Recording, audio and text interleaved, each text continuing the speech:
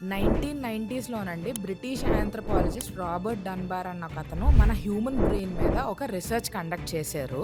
The size of the neocortex actually defines your social group అన్నమాట. అంటే మనం ఎంత మంది తోటి how many people can we have in our own circle అన్న దీని మీద ఈ రీసెర్చ్ కండక్ట్ చేయడం జరిగింది. సో దీని ద్వారా మనకు అతను చెప్పింది ఏంటి అంటే యూజువలీ మన బ్రెయిన్ సైజ్ బట్టే మనం ఎంత మంది తోటి ఎంగేజ్ అవ్వగలం, మన సోషల్ గ్రూప్ ఎంత పెద్దది అన్నది ఉంటదంట. So human brain can accommodate only 150 meaningful connections. అంటే మనకు ఒక 500 మంది 1000 మంది తెలిసి ఉండొచ్చు, కానీ ఒక హ్యూమన్ బ్రెయిన్ అనేది 150 మంది తోటే క్లోజ్ కనెక్షన్స్ అన్నవి మనం ఏర్పరచుకోగలం. అంటే వాళ్ళకి మనం మీనింగ్ఫుల్, మనకు వాళ్ళు మీనింగ్ఫుల్ అన్నట్టు. సో ఈ స్టేబుల్ సోషల్ రిలేషన్స్ 150 మంది అయితే అది ఇతను బ్రేక్ డౌన్ చేశారండి. యువర్ ఇన్నర్ సర్కిల్ అంటే మీరు ఏ టైంలోనైనా కాల్ చేసి మీరు మాట్లాడగలరు అన్న వాళ్ళు కేవలం 5గురే ఉంటారంట. క్లోజ్ ఫ్రెండ్స్ 15 మంది వరకు ఉంటారంట. అంటే high trust, high emotional band with, వీరికి ఏదైనా చెప్పుకోవచ్చు అన్న వాళ్ళు. గుడ్ ఫ్రెండ్స్ అంటే బర్త్డే విషెస్ మాత్రమే పంపిస్తాం, వాళ్ళ పెళ్లికి మాత్రమే వెళ్తాం అన్న వాళ్ళు 50 మంది వరకు ఉంటారంట.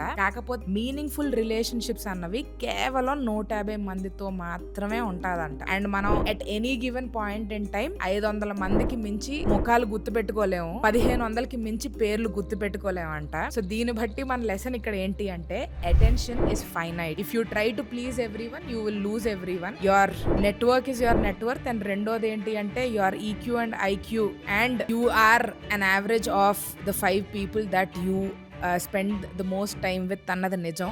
So choose your people consciously.